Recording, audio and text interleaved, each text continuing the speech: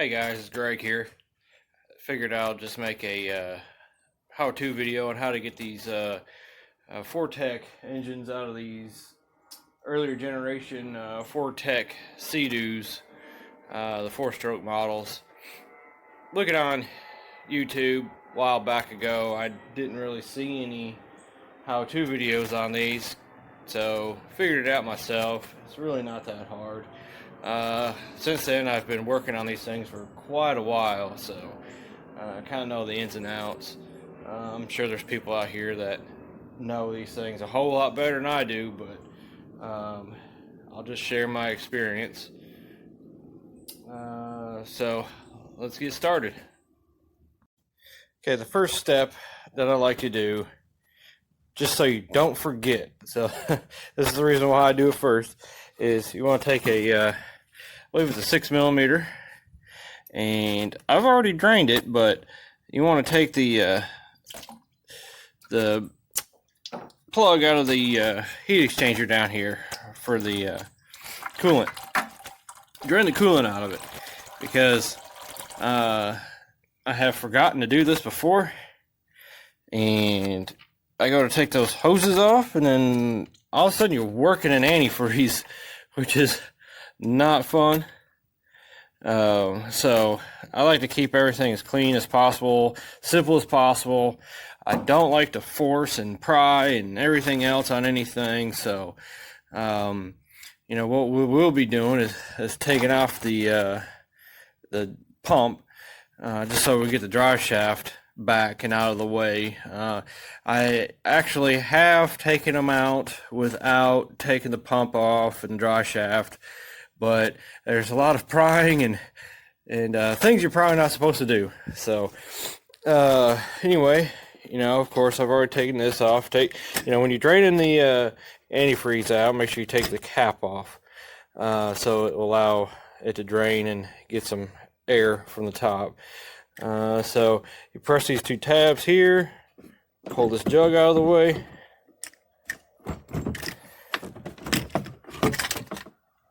and then of course you do undo these 4 bolts, and then you just remove.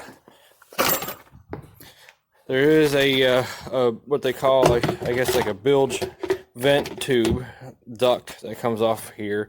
You can unclip it out of here. You know, I've kind of already started on this, so kind of a little bad example to start with, but surely you can figure that stuff out. Next thing we want to do is loosen up these clamps here, and or at least the front one, and then we will work back here and take this pump off. Alright, really the first step to take this pump out, you want to take this 10mm, you just take two 10mm, take this nut off, take this side loose, take your steering cable loose, and then take this side off, and that will be the very first step. Okay, I did forget to tell you one for the reverse flap.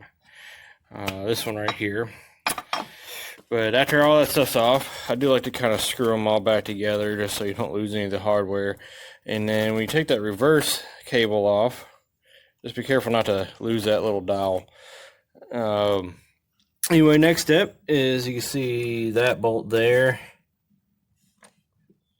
right there. And then same on the other side, the top and bottom. That would be your very next step. See, and they are 17mm. And I got all 4 of those out. Now, I don't have the very best example of tools right now. I'm in the process of building a garage in my back of the house, so all my stuff is just kind of scattered everywhere. Anyway, get those 4 bolts out. There's 4 washers on each side. I mean, if you got little hands and fingers, you could probably get them out, but I just let them fall. But that should be it.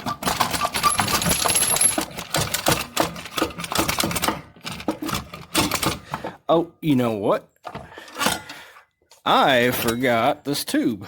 So, let me get that off. Okay, I got that tube removed. And this is the reason why I kind of like to share my experiences.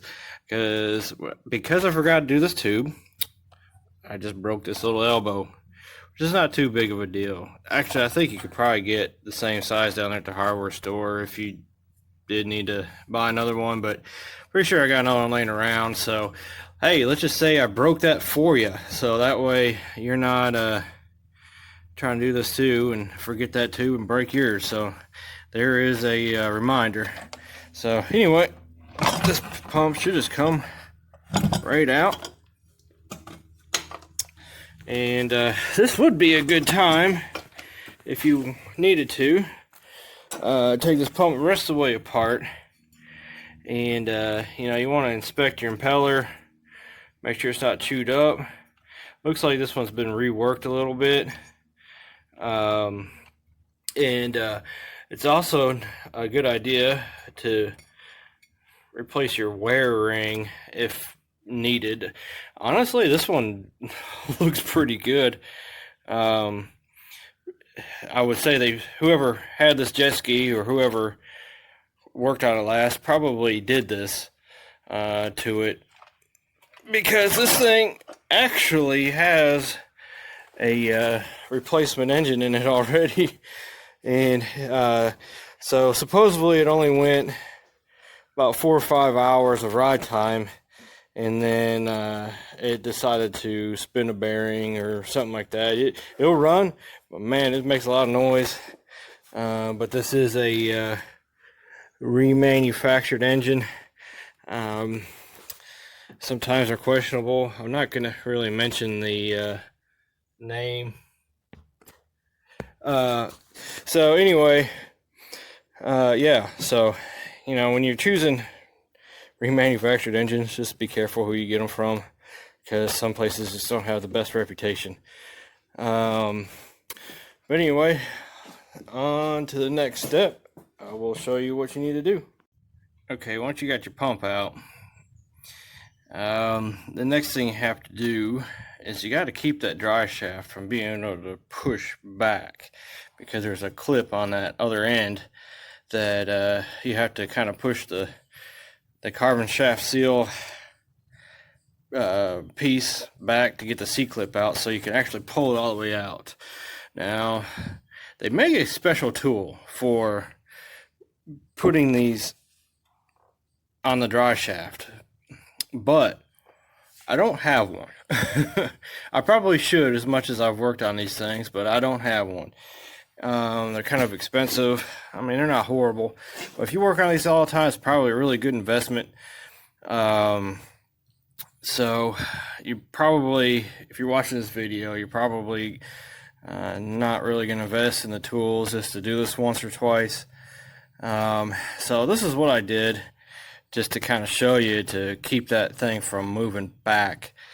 Now, all your professional guys out there, don't start blasting me for this, but it works.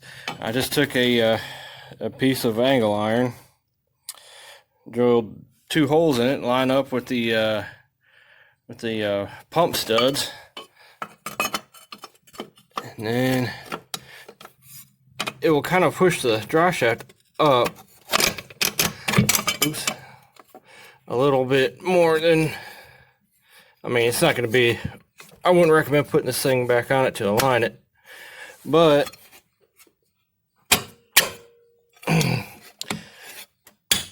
it does kind of push it up toward the upper end. But I think it would be okay just to use it to get the dry shaft out. It's not really putting anything in a bind, so that's all I really care at this point. But yeah, I'll just take a couple nuts from the pump housing, but it will secure it. You know, hey, listen, don't give me complete hell for this, but you know, you could also probably have a friend come over and hold it with a block of wood, but I don't have any friends. So, you know, the other thing you could probably do is cut some wood, maybe wedge it between the step ladder or something. I don't know. But anyway, you can get creative if you don't like this. Or you just spend a couple $100 to buy the tools if you really feel like that's something you want to do. But I'll show you what you have to do next. Okay, this is the next step. You'll see this little cover here. Now I told you you had to take these off. I don't really think you do. So, you know, if you're replacing the seal, then yes. But what I do is I just fold that back, and you can see this. You know, honestly, I don't remember the proper terms for all these things, but this is like the carbon seal, and this is like the face to it. Anyway, what you had to do is you had to spring this back. This here kind of keeps the spring tension on it, and right behind there's a C-clip. So you got to spring this back. Hold it. This is tricky. You got to hold it, and you got to pop that C-clip out, and then this piece will come all the way off the end of the shaft, so it will go through here. So there you can take the bracket back off the back and pull the shaft out. That way, when you go take this motor out, you can just pretty much lift it straight up instead of like trying to pull it, you know, whatever. But what I do, I'm not gonna be able to do this and film it at the same time, but I'll try to show you what needs to be done. But I got a longer pry bar. You know, y'all that are picky, you can probably just put like a rag right here, and let's see. Then you got to get this thing in there, and I'll show you the C-clip. So you get right in there without screwing anything up. Oh, come on, you just did it. It's very hard in there.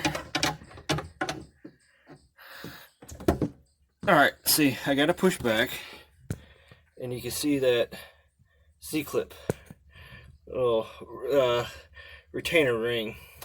So that's what you have to remove. So I'm gonna have to stop here and use both my hands and remove it. Okay, now I got it removed. It really wasn't that difficult. Now this thing will slide up, and now you can see where the groove or the retaining ring is supposed to go. You know, this is what they look like. Now I already got my angle iron taken out.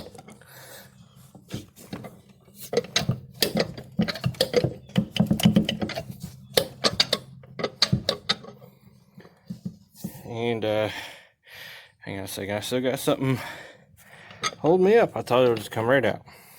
Now the reason why the shaft won't come out, usually it's just a couple good tugs, it'll come right out, especially if it's a freshwater jet ski. Now if it was in like Florida or something in salt water, then you're probably gonna have some trouble trying to get this stuff apart.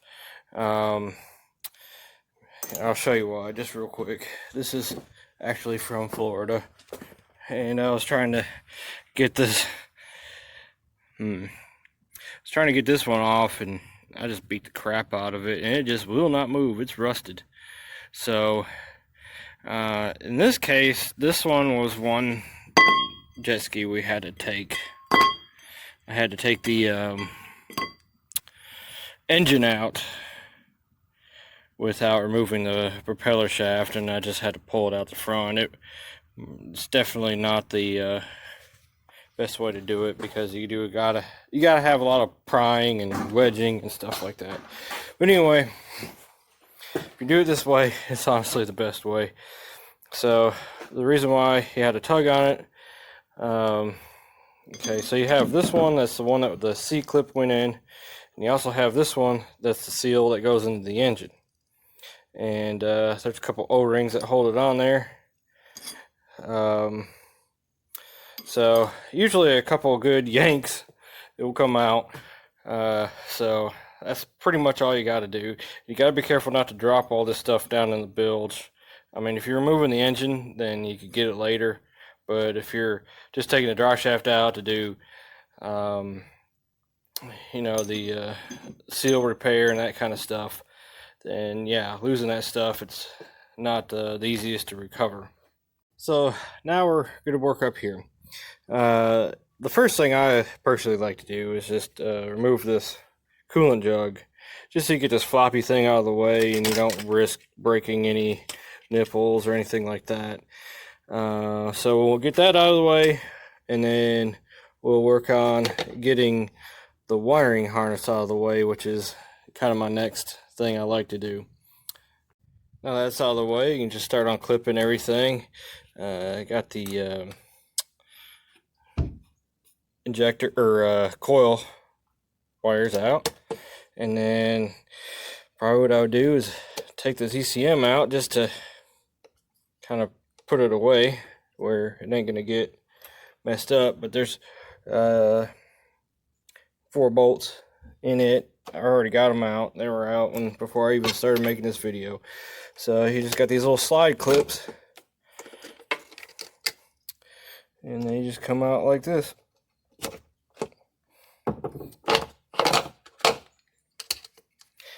And then just put the ECM somewhere, kind of safe and out of the way. All right, next thing is just remove the fuel line, which you just push on both sides, and then it just pops right off. Be sure to bleed the fuel pressure out of this thing first. Sometimes you could just take the test port and just kind of put a fuel gauge on it and bleed it off that way. That's probably the safest thing to do. You are going to get a little bit of fuel spill out of this thing. It's just what it is. So don't work on your jet ski with a open cigarette on your mouth and all that kind of stuff. Disconnect the battery before you do that and remove the battery. I didn't, so I'm an idiot, but you might want to do that just to kind of keep any kind of arcs and everything else away from here, or else you're just gonna go up in flames. But the battery in this thing is completely stone dead. But even with don't even think that, because even if you have like 1 or 2 volts in it and you arc it just a tiny bit, that's all it would take to these gas fumes that just build up in here, and boom, you're not gonna have any eyebrows left and possibly end up in the hospital. So you know, you do want to take your battery out. I would just do that first. I probably should have started with that. Just being a long-time mechanic, that's usually the first thing you do is disconnect the battery. But there's several clips and zip ties you're gonna have to cut. You're gonna have to cut these zip ties here for these 2 main harnesses. Now I leave these ones on because I'll just pull the fuel rail and everything and just leave it with the harness. So that way there's just less stuff out of the way. Some people will just take it out of the way and not worry about it. But so you'll have the throttle positioning. You'll have the auto air control valve. Then you'll have this coolant temp sensor. You'll have the stator, and I believe this is the either the camera crank sensor. So, but this is the stator wire. And then on the non-supercharged ones, you can see the this is the oil pressure sender. Somebody has put a zip tie on there, so I'm gonna have to cut it, so I can't do it right now. But well, actually it slid right off. Never mind.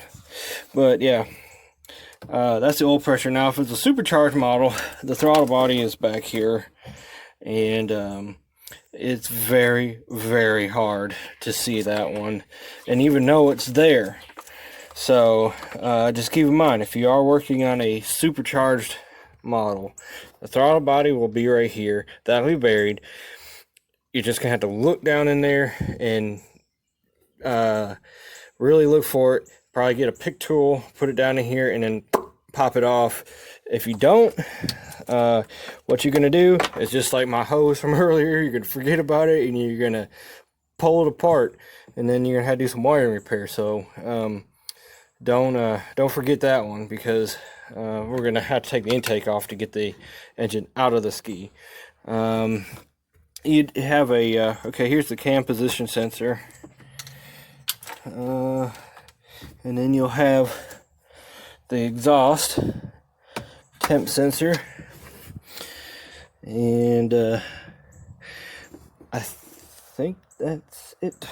So if there's another one while I'm taking it off, so I just can't remember off the top of my head, then I'll show you. There's the intake temp sensor too that needs to come off, and a map sensor wire right here. So I'm just trying to refresh my memory. It's been about 6-7 months before I've done this. But anyway, okay, so next thing you want to do after you get all the wire harnessed out of the way, one thing I did forget to show in the video is the throttle cable, which is a 10mm right there, and you're good to bring it out. So best thing to do is just kind of go over it and make sure you don't have any, you know, off this harness here. This is the main engine harness, goes right here. The other one goes to like the MPEM and the gauges and stuff like that. That one stays with the jet ski.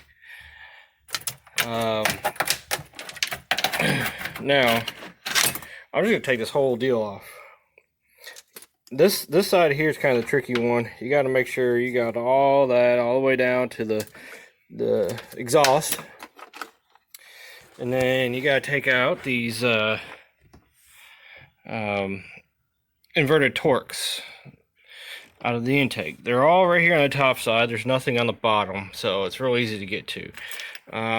This one honestly is supposed to have the 8mm bolts in it.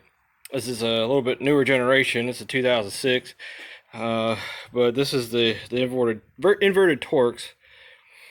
I think it's a T6. I could be wrong, but if you don't have an inverted torques, actually a 1/4-inch socket fits perfect on these things, and I've honestly have not had any trouble doing that. I just want to point this out. These are the older style fasteners. Sometime around like 05 or 06, they changed to a different fastener, and these ones were stainless steel, and for whatever reason Sea-Doo decided to not make them out of stainless steel, and it makes it a mess. You know, where you're in freshwater, it's not that big of a deal, but I'll just kind of fill you in what I'm doing here. I got a really good low hour running motor to just drop right back into this one, but it was from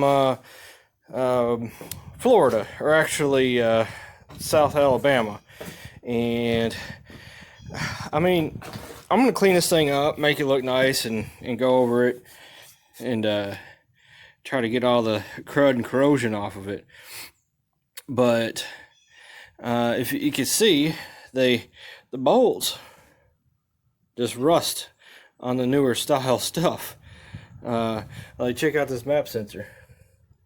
How are you supposed to get that off? This intake is actually ruined because I couldn't get one of the bolts off. Right here, I just couldn't get in there, and so I said screw it. This thing's kind of nasty anyway. Not gonna be able to get that map sensor out of there, so I'm just gonna trash this trash this manifold. So you can even see, you know, I don't know, Sea-Doo, I don't know what you're thinking, but I'm gonna have to kind of go back over this motor, and I'm gonna take all this hardware off and swap them out, and clean all this up and paint it black, make it look nice again. But it might be kind of crusty and nasty looking on the outside, but it's actually a really good motor, believe it or not. So anyway, I got all these inverted torques out, and then what you want to do is you got to want to pop the manifold back away from the head just to break the seal from the rubber O-rings, and then you got the dipstick tube, which you're going to want to pop out of there because it also holds. So once you got it pulled back, you want to just pull straight up. There's a couple of rubber pieces, and then voila, there goes our intake manifold with the harness and everything on it. So some of the stuff I probably didn't have to take off, like this map sensor and this one, but whatever. So anyway, the next thing we want to do is remove the hoses that go to it. There's a hose here. This is the PCV hose.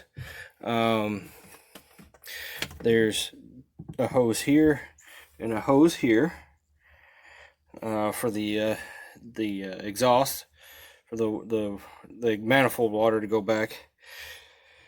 And then here is a coolant hose here, and you can't really see it. The clamp is at an angle, but these two hoses are gonna have to come loose from the engine. And not to forget, it's hard to see, but there is a hose way back here. You're just gonna have to feel around, and hopefully the clamp is at a right angle, and take it off that way. So and then of course, don't forget your starter wire and all that. There's a starter wire. This bottom one, there's a 10 millimeter. These things are kind of difficult to get a socket in, but there's a 10 millimeter in there. So take this starter wire off. You could take it off by the starter if you want, but it's just kind of feel your way around. So anyways, that would be the very next step. Okay, I also want to point out too that there's a couple ground wires right here. I dropped one of the bolts down in there, so couldn't put it back in. Some of these models have 3, some of them have 2, but they're definitely something. I don't know what's up on my camera. They're definitely something that you need to remember. So I don't know. I'm sure some of you guys that are shade trees and removing engines out of whatever, I'm sure you always get that one wire that's getting strung out everywhere, and you're like, whoa, whoa, whoa, whoa, while you're pulling the engine out. But you know, the next thing after you get the wires, the hoses, I got all the hoses taken off that need to go to this engine.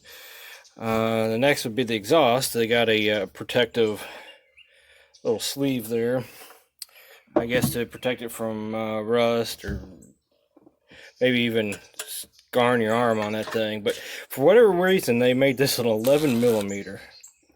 So I don't know what the purpose of that was, but all you gotta do is loosen it close to the end, and then you can unhook it right here. And then that's all you really got to do. And then, you know, sometimes you may have to wait until you're just ready to pull the motor to get this thing out. Sometimes it's kind of difficult, but this one looks like it's gonna come. Oh, there we go.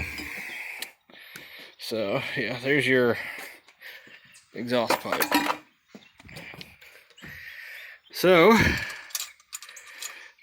that clamp, I'd probably go ahead and take this clamp off just to keep it from dangling and extra stuff to hit the edge of the machine. You know, some of y'all are probably really picky and don't want to scar it up. This one, I'm okay. I don't know. Now the motor is just about ready to come out.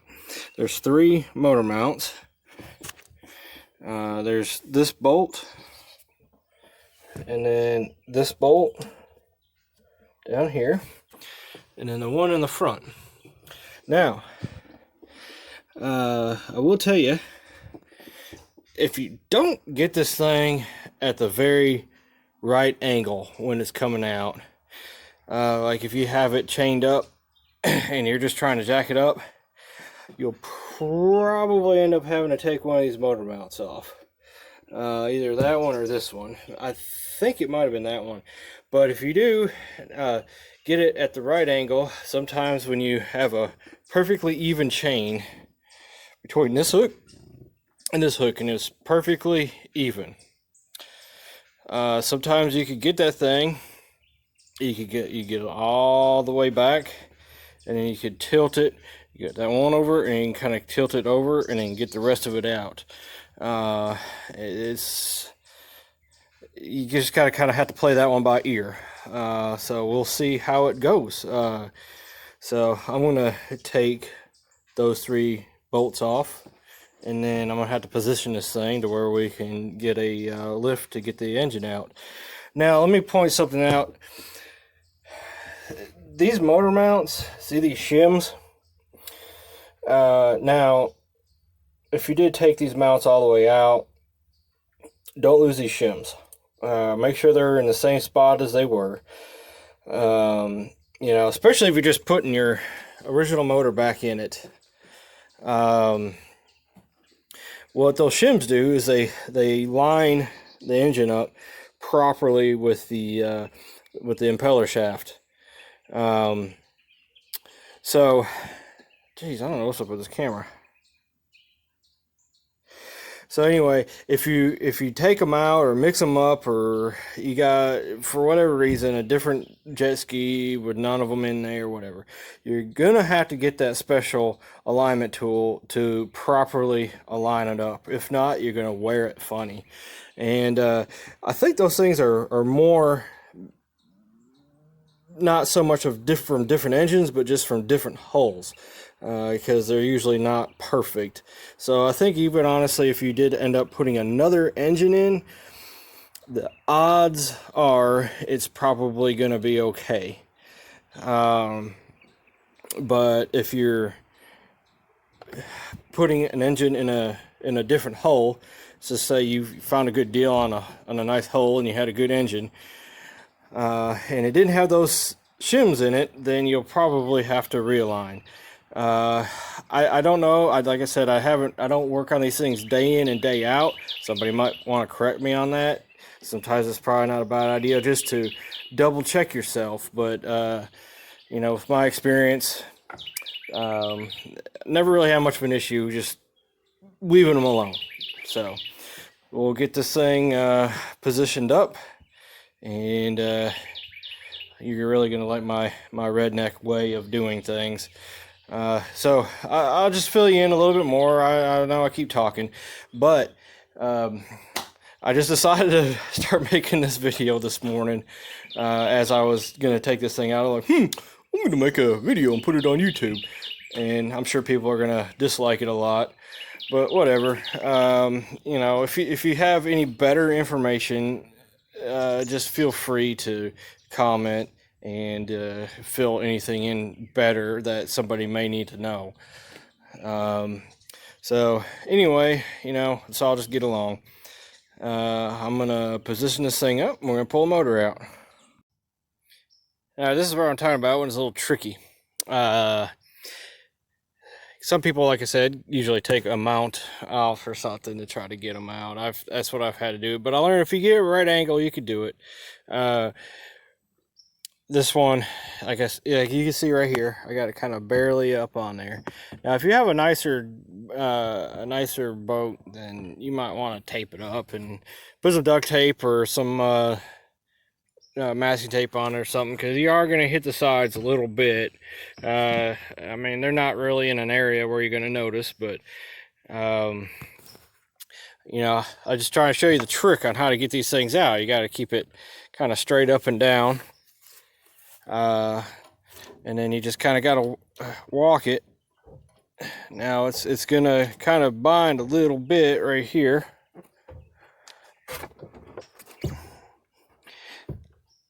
Oops, I kind of got that. I have to go down just a little bit. Just got that. Come on. All right. Yeah, see, this is why you want to tape them up. So I just gotta hang on now. Okay, here we go. Had it stuck on that little rubber thing. So we're still in the clear over here.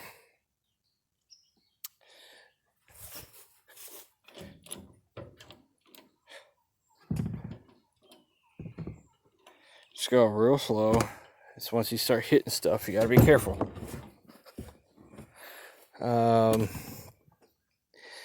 So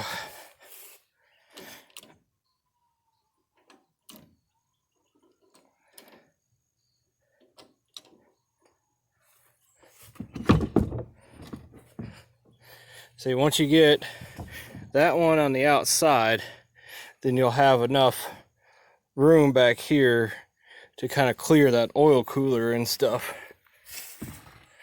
If you just push it just right. So I'm trying to do this one-handed, so bear with me.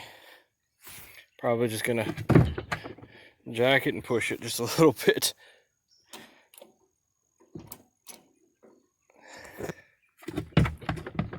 But I don't know, I'm pretty sure we're home free.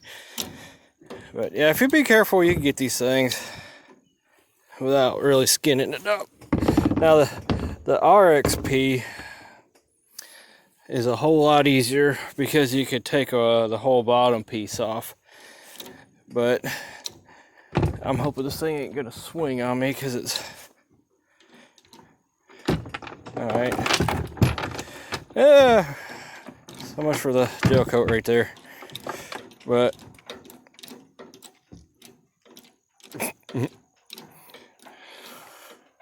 there we have it. We're home free. We got, I can swing this out of the way. And looks like this thing leaked all the oil out. So weird. Anyway, that's it. And we got it. It's got a lot of oil down in there. Now you can recover the bolts you dropped down in there and all that. And I didn't skin it up too bad, so got the tray and everything goes around there.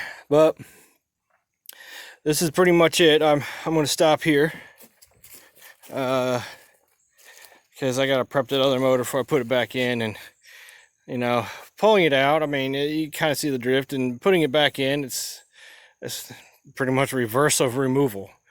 You know, you'll have to get kind of creative getting it down in there, but it's really not too bad. So anyway, I hope you enjoyed this video. This is my very first one, so I don't know if it's gonna help or not. Maybe.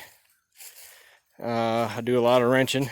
I got some boats over there. I got a big Martinique I'm putting a couple motors in, and I got the ski boat, and I got a skid steer over there. I need to do some motor work too. So I got a lot of projects around, and I got a couple more Sea-Doos over there. So anyway, I've been doing this for a little while. I'm probably not the most professional person out there. I'm sure people know a lot better than me on some of these and do a lot more of them. And you know, the video kind of started out a little rocky at first, just because I didn't really have the proper tools to deal with the jet pump. But if you have them, or you can rent them, or you could borrow them, I strongly recommend using them. If not, then you just got to kind of improvise like me. Probably this spring I'm going to buy every single Sea-Doo tool that you can get, because I'm getting pretty hot and heavy in these things. I can buy them, I can sell them, I can fix it for people. There's some little bit of money in them. So anyway, I do appreciate it.